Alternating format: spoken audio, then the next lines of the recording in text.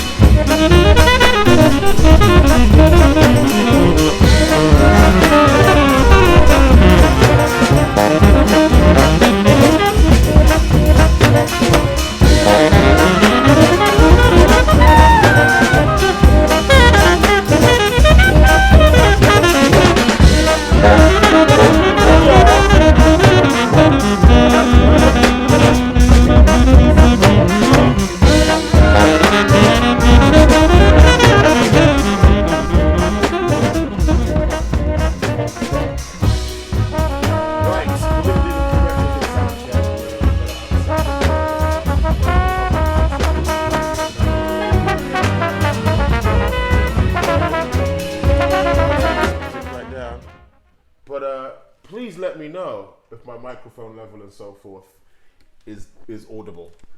I've got an action-packed show for you today, a really, really exciting one. But you might be able to tell that I'm a little fuzzier and the bags under my eyes are a little larger than usual because I've been grinding. I've been on my grizzle, people. Getting all this music prepared and edited, looking through all this footage, curating, I guess, all these performances ahead of the festival. I can't believe it's next Monday. You sit down in March and think you've got all this time in the world, and then you blink and it's September and the days are getting shorter and we need something to look forward to. So I think that the Black Peril 2020, this reimagined tour, is the perfect panacea for the crazy times that we're living in. As I mentioned, I've got an action-packed show. I've got an interview, or at least a sizable, I maybe should make sure this microphone's connected right. A sizable chunk of an interview with local legend from Cardiff, Gaynor Legall, and the historian Jamie Baker. So that's going to be really interesting. Lots to talk about. White Australia, what's going on there? The current state of the corona pandemic madness. But I think it's always important to remain joyful, to be reminded to remain joyful. And as I've been editing all this material ahead of the festival, something that's really come through to me is how cathartic, how healing music can be. It's not always about heaviness. a lot of it is about celebration and humanizing those people who've been called less than human. You know what I mean?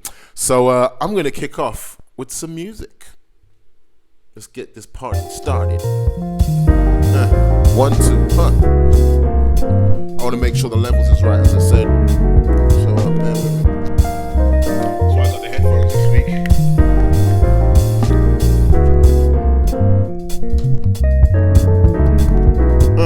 Go and clip the microphone on the saxophone sleeve. This is just an innovative thing. 1, 2, 1, 2, let's swing.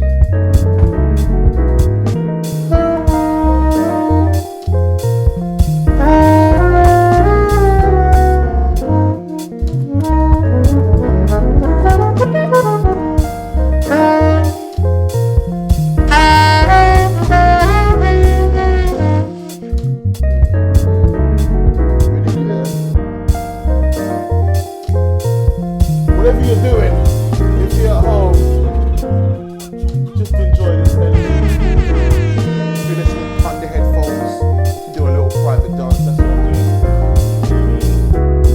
Let's get going. Let's get it cracking, 1, 2, 1, 2,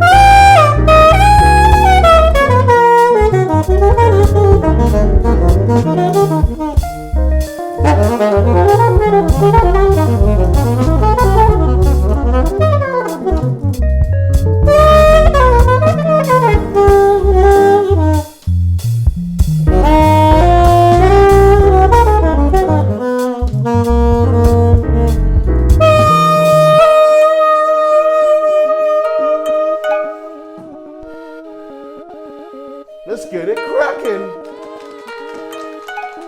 Oh yeah, canned crowd. Come back, let's do this thing,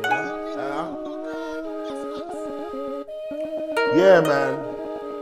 I want no passive enjoyment of this show. Even if it's a toe tap, I want you to feel these beats as they come on.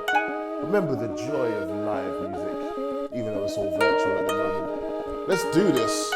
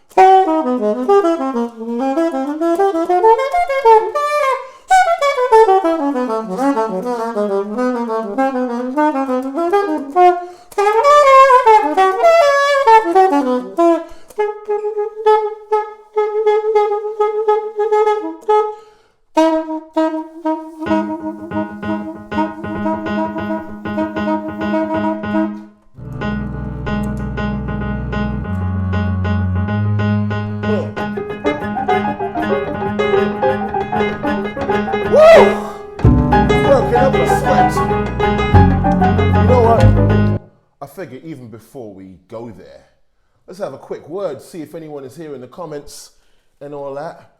Maybe a quick remark about the week's goings on. Crazy times, right? As usual. Almost seems like there's just too much stuff to process. Like, are they gaslighting us? Is this for real? Are questions I find myself asking almost weekly, daily. So this week has been a bit bizarre, personally, because obviously I've been in this cocoon creating all this music, but also I've had a bit of the sniffles, a bit of a temperature, and so I wanted to do the right thing and get a test. And like many people, I'm finding the whole process of trying to get a test of coronavirus really frustrating, difficult, and dark. Like, why is it so difficult? I'm hearing, and this is certainly not exceptional, I'm hearing of people having to travel or being asked to travel 250 miles for a test from John O'Groats to like Cornwall. Makes no sense. And it's almost as though this process is deliberately prolix and complicated to stop people from getting tests. So maybe it improves the government's figures or whatnot. But I'm going to play you a brief exchange, very brief, I had, hopefully not compromising any of our securities, with the woman on the NHS line. Hello and welcome to the Coronavirus Testing Contact Centre. My name's Hilary. How can I assist you? Hello, I'm calling because I've just had a really distressing call with somebody else at your service called Amy. I've been trying to get a walk-in test or something because I have some of the symptoms of coronavirus. Again, I'm not emphasising how incredibly dangerous or risky and scared I am. I don't feel particularly sick, but I just want to know whether I've got it or not. So anyway. And a sore throat, runny nose, and she told me those aren't symptoms of coronavirus, so I can't get it. What do you mean they're not symptoms of coronavirus? Just take some details from you again. Can I take your first name? Soweto, Soweto. Are you an essential worker? I'm not an essential worker. Why does that matter? If I need a test, anyway, let's keep going. No, and B21, is that postcode in England? Yes, it is, yeah. Yeah, that question sort of floored me, as you can tell by the pause. 21, is that postcode in England? Birmingham. The B is for Birmingham. Yes, it is, yeah. Okay. Can we use the information you provided for future contacts? Yes. And the 119 telephone number, did you get that from the government website? I got this number that I'm calling now from a friend. The energy I'm getting is very much, why are you calling for? Why are you calling? If you ain't dying, if your lung's not falling out, why are you calling me for? Calling 119. Okay, fine. Now you said you've just spoken to somebody and they said you couldn't have a test. Which is bizarre. I'm in a state of shock. What symptoms have you got? Okay, well they're absolutely right in what they've said. So yeah, I said everything apart from violent coughing and losing my sense of taste. The only symptom there of coronavirus is the high temperature. Is it a constant high temperature? It's fever-like. Sometimes. None of the others are symptoms for testing. So what they've said to you, what Amy or whoever you said you spoke to has said is absolutely correct. The only way you would get a test would be to get a private test. Okay. What are you on about, fam? The only way to get... If this government is at all serious about fixing this crisis, then everyone should be getting tested. It should be really easy to do, or really cheap if it's private even, so that we know what the state of the disease is, who's got it, who ain't got it. But as I said, my experience is not exceptional. Well, there we go. I did finally manage to get a test through hook and crook, and it shouldn't be that difficult, right? It shouldn't be that prolix to do something that I think would be for the good of society. I want to know if I've got the disease, if I'm carrying it latently, if I'm not showing all these symptoms. As we know, this virus can be symptomless. So the idea that unless you're coughing up blood and you can't taste anything, you can't get a test, it just seems a little bit corrupt. And in case you missed the news today, we've gone, I think, over 2,000, the 2,000 mark of new infections in the last 24 hours. So we're well on course for a second spike, for another big bracing impact from this coronavirus epidemic. And the lack of evasive and decisive action from the government tells you everything you need to know. We can't trust them. But something else happened as well, just this morning, listening, half asleep. Bearing in mind, as I said, my bags under my eyes are massive because I've just been making music and programming. But I'm getting a very powerful energy from Australia at the moment. Let's just have a listen to the Radio 4 Today programme. Whether the UK government wants a person with that kind of reputation representing them on the world stage. Well, as they say... Oh, wait for it. That's not that clip yet. That's amazing. But let's start here. Today programme. Bain told someone I know that the reason that they talked about it might be talked about, that if you're appealing to some, and I do stress some of those who are keen to leave the EU, there's a kind of nostalgia value about talking about Australia, and something more sensitive too. One of those involved in the Leave campaign told someone I know that the reason that they talked about an Australian point system for immigration is that older voters tend to think that was a code for white. That, in other words, they wanted a country more like the image that they had of Australia. Oh, look, the old white Australia is dead and buried, and been dead and buried for decades. You can look at anything from, the million Chinese students, the million Indians Australians of Indian descent who've arrived there in the last few decades. You look at just look at simply on the issue of refugees. The Australian Liberal government, their Conservative government, brought in a quota. Thank you. Sometimes my eCam just, does its own thing. But Wow, I couldn't find my graphic there, but all I have to say to that is, hold on. I want to, because, well, we're talking about Australia in abstract terms, and the codes, the symbolism, as Nick Robinson mentions there, it's sort of code for whiteness, white Australia, and that has a very long history. It reminds me of all the reasons why I decided to do the Black Peril 2020 online festival, not just to have music, but to look at this long history and how long these ideas of whiteness and the Black Peril have been embedded in the white psyche and certainly in the British psyche. But it's utterly batshit, because you'll have seen from previous, if you've been tuning into previous streams, I've talked about Kevin Rudd, the Australian Prime Minister. Tony Abbott is this new appointee to the UK Board of Trade. Just a cursory glance at some of the interviews that the man's given should let you know he's completely underqualified. But perhaps if Trump or Bolsonaro is your model of sort of competence, then this guy is for you. It's that blustering, old school, male and pale attitude that really shows itself as incompetent when it's confronted with any sort of serious decision making or any needs for negotiation. So that's the Tony Abbott debacle. There's literally, Australia is in the news, it seems, all the time and with increasing alacrity. I don't know why. If it's not hiring people to talk on the Today programme or become part of the UK government, there's this home and away, down under, sell up your house and move to Australia. And it has all sorts of, as I said, connotations about comfort, about virgin territory. People talk about Australia being young, even though the Aboriginal population is one of the oldest human communities on the planet. They've been there for 50, 60,000 years. Nobody knows exactly how people got from the rest of human habitation to the Australian mainland. And so there's a lot to learn from Aboriginal peoples, but yet it seems to be just about eviscerating all their memory and establishing, more than 100 years ago, but establishing Australia as a white place. Don't believe me? Take a look at this poster. Circa 1919. It's an advert, the great national policy song for white Australia. Australia, the white man's land. Something that was clearly marketed to get settler colonialists from Britain to leave. They tried the same thing in Kenya, obviously with greater success in Rhodesia, Zimbabwe and South Africa, and all around these settler colonies, to explicitly to whiten their populations. And if you did really well, you could get a badge. I guess that was a precursor to the Jimmy Savile medal, I don't know, but it's dodgy. Both of them are dodgy, let's face it. And these things really existed, right? That's crucial to remember. 100 years ago, like, there would have been no embarrassment, no prurience about showing off your White Australia Protection badge.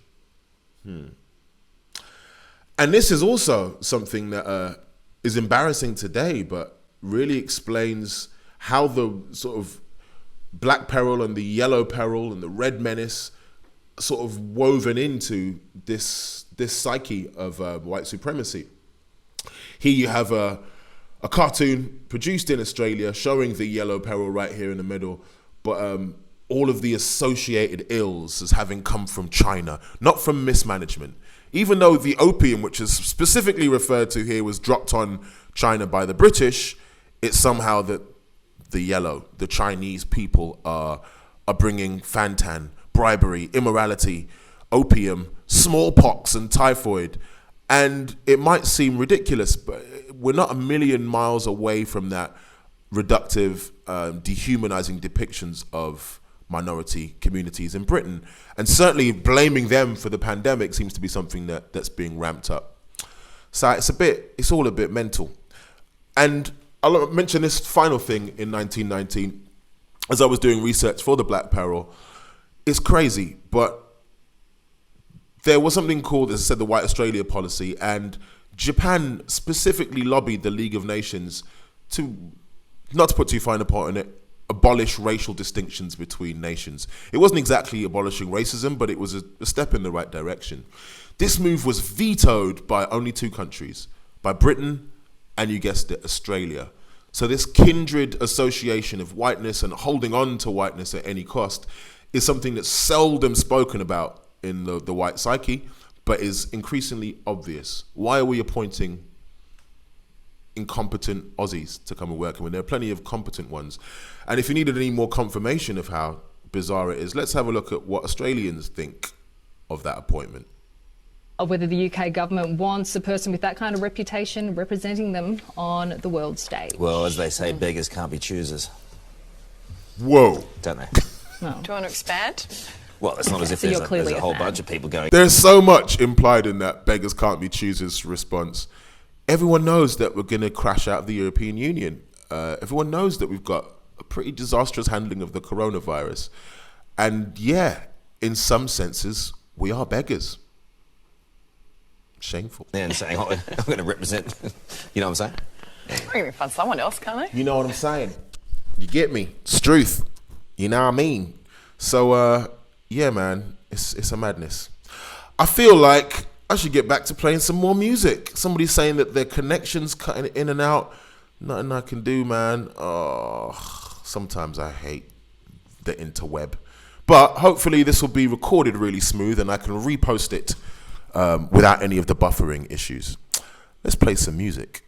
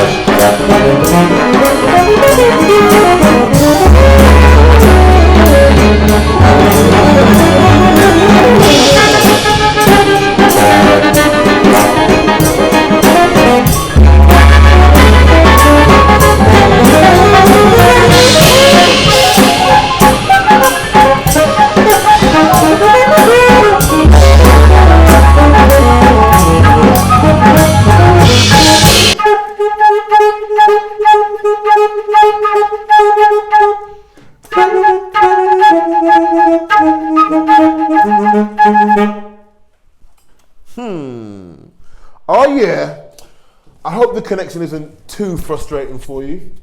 One day I will move and have broadband. You can look forward to things. 2021, I've got my fingers crossed for some big changes. But yeah, I'd like to talk to you a little bit about the festival and so forth. Before leading off into an incredible interview, or a section of an incredible interview with two incredible people. As I've been on the road playing with other musicians and rediscovering the material that I've composed for the album, it's also given me an opportunity to compose some new stuff and to evolve the pieces that we had before and set them in a different context. And so I'm going to play one of those songs that's on the album, but we've readapted it and did a live version of it in Cardiff. I enjoyed myself so much that, you know what I mean? I'm gonna try it right here, a version of it right here. Yo,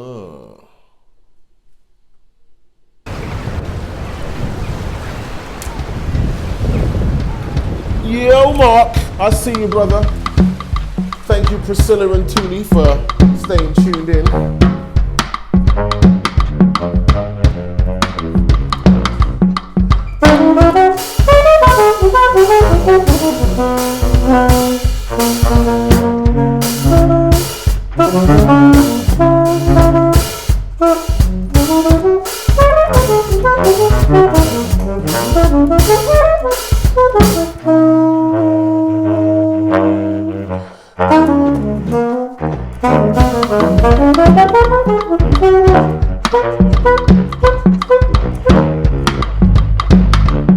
I think the sound checks worked.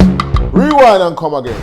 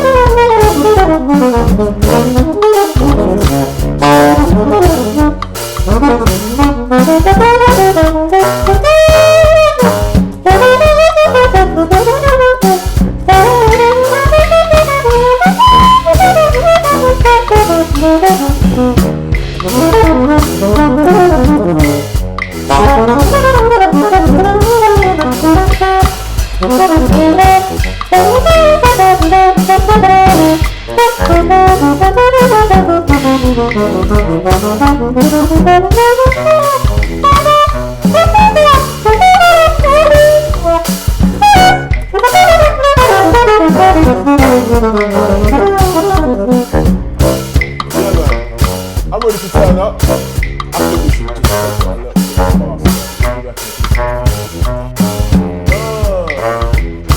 I'll walk.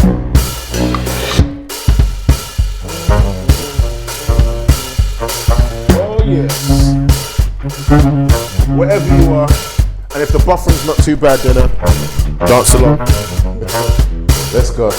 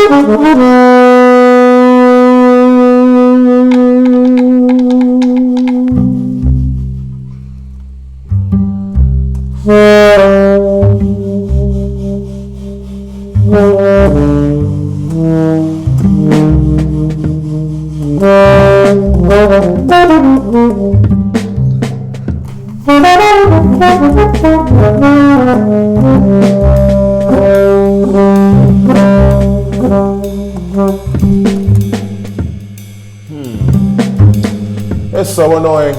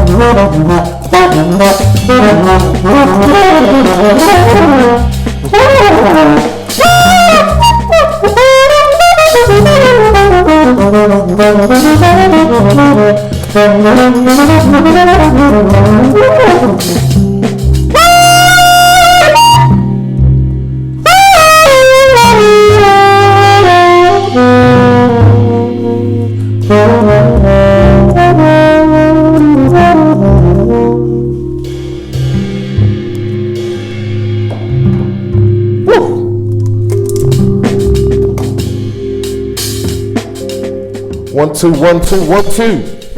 Guys, I'm so sorry if the sound is intermittent.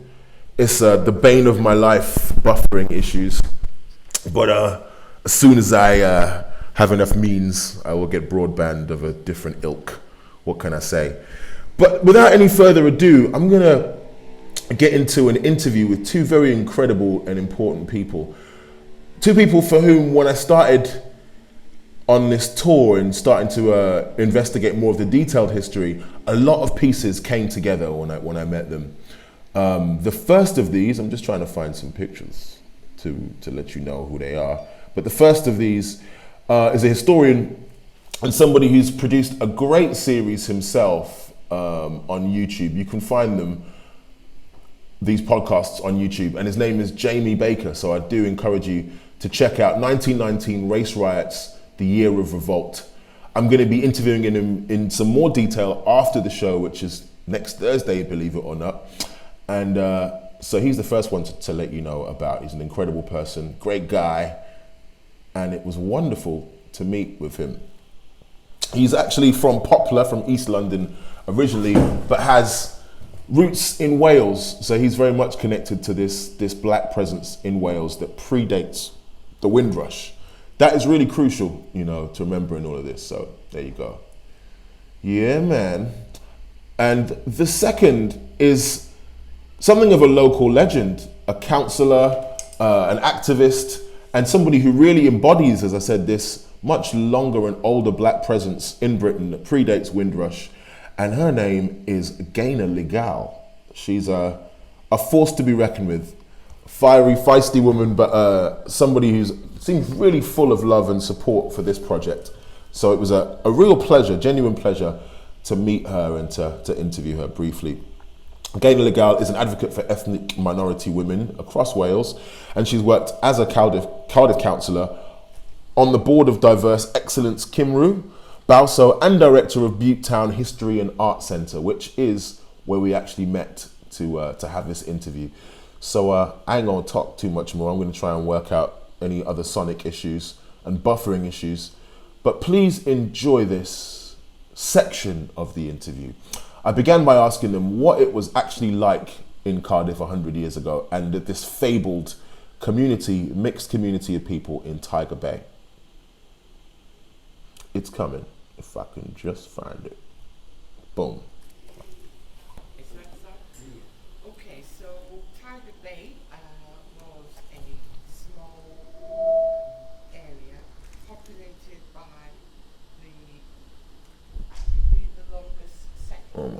It's not that quiet, surely. There were already second generation black people there in 1919. And when the riots started, the men from here armed themselves and they barricaded the top of the bridge on Butte Street and the bridge coming on Canal Parade so that people couldn't get in to Tiger Bay. So it was a safe haven for people, which is why I said earlier, some families from Barry came here. The odd family, there were a couple of black families that live in Grangetown, they headed here because they knew they were safe here. And the men patrolled, they took it in turns and patrolled the area. And one of the stories I grew up with about my grandmother had dementia near the end of her life. So every night she'd say, are we ready? Have you got the stones? Have you got the bricks? Have you got the this? And they used to bring bricks and stones upstairs. So if they broke through the door, the front door, they could throw it down on them. And they tied knives to the end of the soothing brushes. Because there'd been incidents where white women with their black children had been assaulted and the children thrown out of the pram when they went into town. So Butte Town was well guarded. There were all the incidents that took place. I said Butte Town was well guarded. There was no such place there, Tiger Bay. And but the major incidents all took place outside the Tiger Bay, near the town. And funny enough, one of the people we work with now is the great grandson of a man called Ali Sattar, who ran a cafe in a boarding house, and that was wrecked and set on fire during the race riots. What's bizarre, it's a sub-question. Question 1.B. Going down Millicent Street and Frederick Street, which is where these Arab lodging houses were, and the story of Mohammed Abdullah, and it's really interesting. But all that's there now is just phones for you and big cars. That's what you do. It's no different in the East End of London. It's what you do. And it's like, my family are from Barry. Thompson Street, all of that. Thompson Street looked like a scene from California during the gold rush. And those houses high as you can imagine. The minute a place makes money, then the people who made them that money become an embarrassment. Right? So what you end up with is, we know the merchant seamen and their families are the only reason Cardiff and Barry are the richest docks in the world. But hey, we want to be a city. So what are they doing here? Surely other people will do those jobs and they can be got rid of. So they knocked down everything around Thompson Street and the docks in Barry, and have knocked it down 4 times since then. And they knocked down the bay. I mean, Cardiff is unrecognisable now from what it was like when I was a child. From 1919, we have some photographs in our project. They were taken in 1972, and we have recently taken the same photographs. And there's just a difference. You're trying to remember, and there's some photographs we can't repeat the same photograph because the whole area is gone.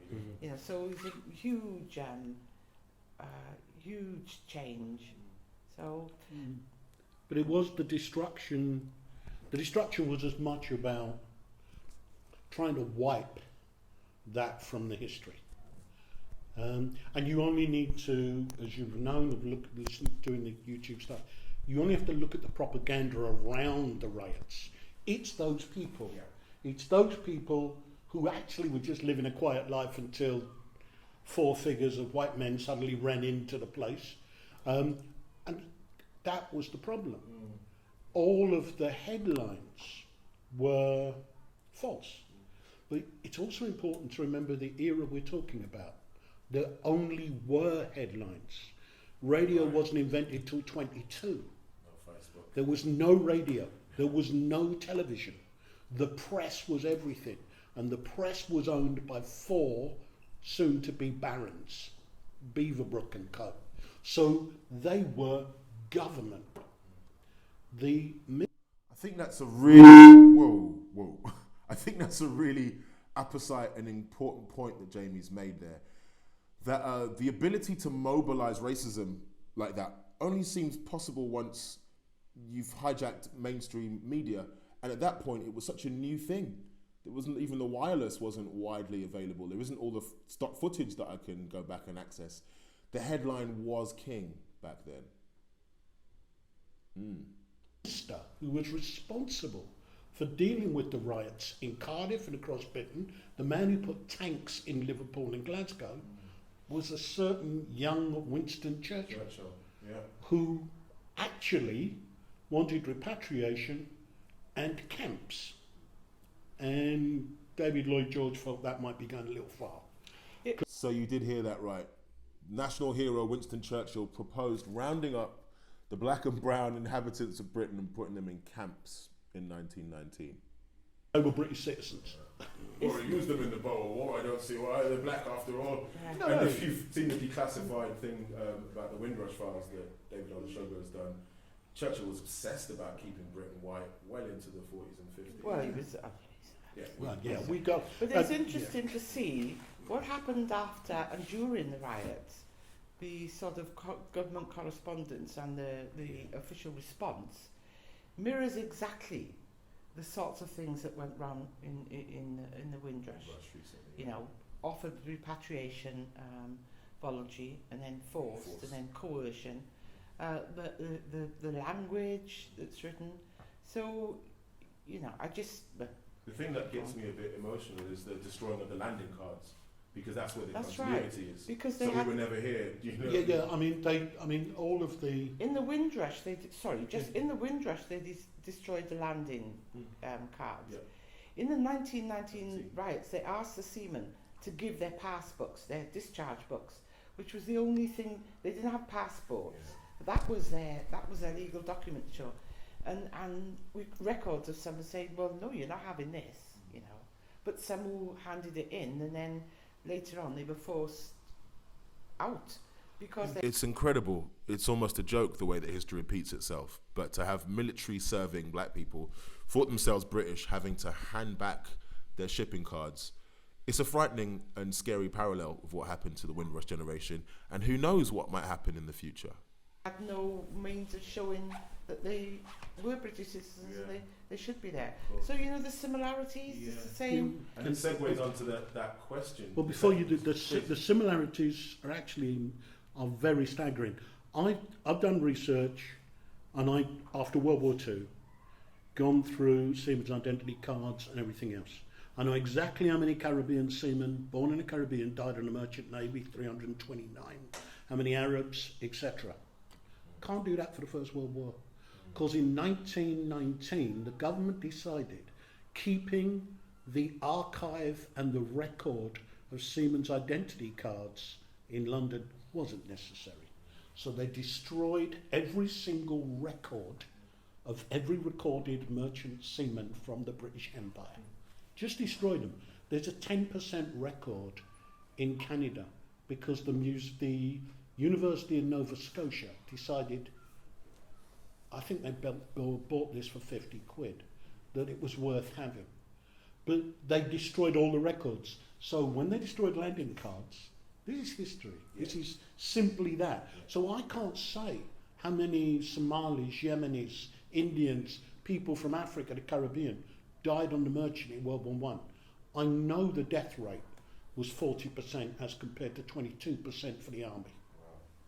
But I was going to say, one of the things that we've done is we have a list of every crew of ships that sailed from Cardiff and where those men were from. And there would have been ledgers on there. Well, yes, the crew manifest, so they didn't destroy them because it was ship owners owned them. Yeah, ship owners.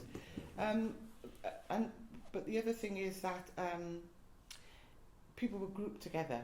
So if you were Somali or Indian, you might be called a Lascar. Yes. There was, as Jamie said, not very good records of those who were torpedoed, but we do have the records of those who sailed and you know, we've got some records of those who were killed, torpedoed at sea. That wasn't the point I was going to make. I've forgotten. It'll come back. Yeah. But that's, in a way, that's the kind of thing. When we talk about history and black history, and there's no black history. There's the history of this place. Yeah. And the reality is, black history is so entwined. You know, my grandmother's white. Her family go back to 1786. I've traced in Newport, valleys, mines, steelworks, all the rest of it. That's black history. Because without that, I ain't here. And it's the same on the other side. I've traced my family back to slavery. Well, fine. But you can't do, and this is one of my complaints, I try very carefully not to do the Windrush thing, Right. because I get into so much of a row about it. But it's that definition of history, and the debate is currently led by Windrush generation, so it starts then. It is and it ain't, you know. I mean, there are successive generations now, younger, for whom the polar force of attraction is probably more West Africa and America than it is the West Indies, and things go in peaks and troughs. I think, and this segues onto the second question, it's all about divide and conquer, right? We know this history, and what we're struggling to answer 101 years later, or thinking about, is why. What was so offensive about white women hooking up with black men? Some of my own epiphanies I've had about this is that if they're brown babies, it's the hardest to send back, right? You know, if they're a white woman, a British parent, and a West Indian, it's not just a foreigner. What's the condition of this person? And secondly, in terms of class, if you've got inspirational black working class figures who make Britain their home and start to employ and inspire others, that's a particularly dangerous thing for the British ruling class. You mentioned it in terms of unionism. I listened with great intent to the Triple Alliance stuff there, and the fear of Bolshevism. And, you know, how much is the culture that happened here in Newtown, Tiger Bay, anathema, like scary. The thought of this working class mixed population, you don't know what to call it. It's not West Indian, it's not West African, it's British. It's made up of all these Welsh. It's Welsh. I say British in the broadest sense. Yeah. It's Welsh. The first of many examples of them setting me straight in that regard. And it's like, you can't put it in a box, and I think that terrifies people in leadership. You said two things. One, we know our history. Well, I don't think we do. And we're still uncovering lots of it, you know. So that is one thing. My father was from Belize in Central America, and that's a really interesting story on its own. Jamaicans and Panamanians and like in Belize, right? Moved to Belize. They were moved there as slaves, I think, you know. And it's mixed. So the mix with the indigenous Indians, I've forgotten which group they were, and black African slaves, and then, you know, the from that Central American area. But they were recruited deliberately by the British government. 3 boatloads came here, and because the biggest commodity in Belize was the ebony trees, so they thought they were all what they call lumberjacks. So they came here, and they went to Scotland to chop trees. They were in their tropical clothes. Some of them died of what's it called? Hypothermia. And they stayed there, and the journey took a year to get there. Well, I'm going to curtail this interview right there. There's still some nuggets and pearls of wisdom coming out, but as you just heard Gaynor there describing the barbaric treatment of colonial troops, of troops, again, that thought themselves British in the First World War, of people that came to work and give their lives for Britain, left at sea, left to starve, left to freeze to death. That's what happened to those on board the ship that went to Halifax in 1919. And the concurrent theme running through all of this is that the contributions of black and brown people, specifically and particularly black people from the West Indies and Africa, has never been acknowledged. It's anathema because somewhere in the psyche and the mind of the white establishment, it contains the keys to their destruction. So at any moment, they have to eradicate the evidence that they were here, as Jamie well put it, or repatriate them forcibly or kill them in the streets. The idea of successful black businesses and black people was so anathema to the establishment that that's what happened 100 years ago. And I don't think those ideas have gone away. Getting lots of reports and remarks about the buffering, so I'm going to re-upload this and hopefully it won't be as unwatchable in the future. But there's a theme right there. Nobody today walks around thinking white Australia policy. We've got to make sure we kill all the Aboriginals and get all the white people over there. But those ideas never really went away. And the fantasy of a sort of virgin territory where white people can go and colonize and to their heart's content, I don't think that very dangerous seed of an idea has gone anywhere, actually. And much in the same way, the yellow peril, the black peril, the red terror, these ideas which effectively just keep people down and separate people are still very much in currency. It was fascinating, and I'll end on this point, to have such a vociferous response from Gaynor and from Jamie about the Windrush narrative. Even though many of us West Indian descended people sort of trace, we begin that narrative from the Windrush landing.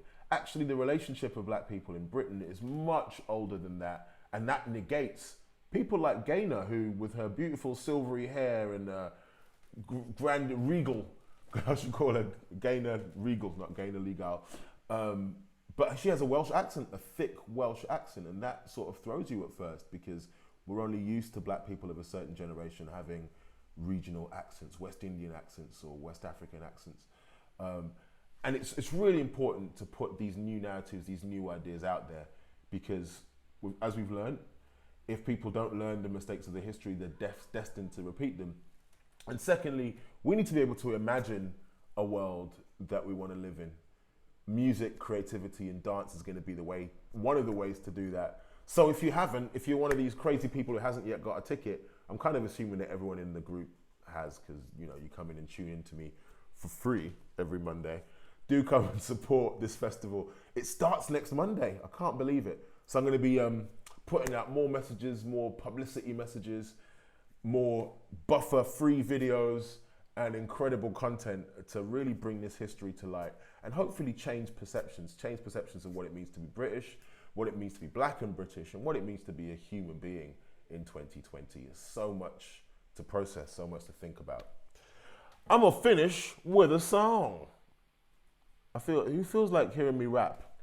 I can't have any responses because you're about half an hour behind me. So thanks for your patience. Yeah, I'm gonna just do something like this. And it goes a little something like, no, it doesn't.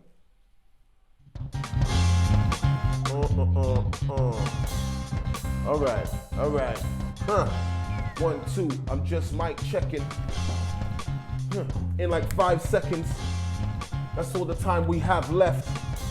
I'd like to thank Legall, the guests, and the people that spoke in the interview now. Yeah, I'm wiping all the sweat from my furrowed brow. Oh, yo, I just came to play with ya. We want a united world, not a white Australia. Woo. And that's the way I'm sick lyrically. Big up all my lovely people in the Antipodes. That's the way they want to kick with me. Ha, yeah, spit with efficiency. So let me change the camera lens. I'm on the mic rapping like I'm Spragger Benz. I got movements, that's the way I do it. On the track, freestyle, I'm kinda prudent. I might lose it, I get lucid. I love this music thing, it turns my brain stupid. But I ain't really finished. My eyes froze, I'm looking for the spirit. I look like I got possessed by a ghost, but I'm here freestyling into the mic pretty close. I hope these people really hear me and don't interfere, G.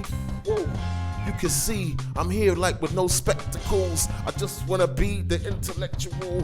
What can I say? I hope these people settle. I'm not sure why my head is full of white little speckles. But anyway, we're gonna finish it. Yeah, the way we spit's deliberate. Connecting just like a stickle brick. My eyes so tired, it's ridiculous. 1, 2. Playing out with this tune right, yassa. Again, a dedication to incredible musician, Roy Hargrove. Scuba Hubba Dibble. Now we ain't ready for the drop yet.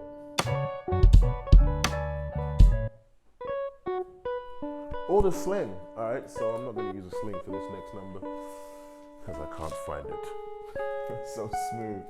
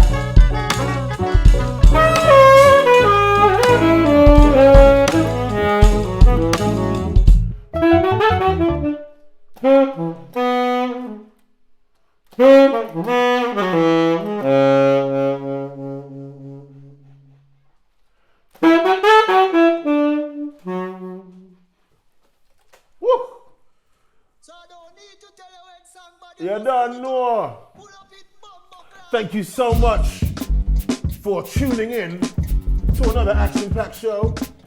I'm going to be re-uploading this for the benefit of those who couldn't enjoy anything because it kept stopping and freezing and them ting there. And for anyone who's annoyed by the sight of this angle of my face with speckles, it's going to be a lot smoother in the end. But thank you so much for your patience, your kind comments, and your constructive feedback. Stay healthy, both spiritually, emotionally, physically, mentally, until the next time.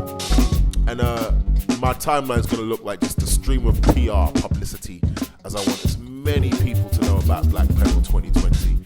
If you're looking for a cathartic and healing experience, as well as an entertaining one, I suggest you get a ticket. Until then, I'll see you then.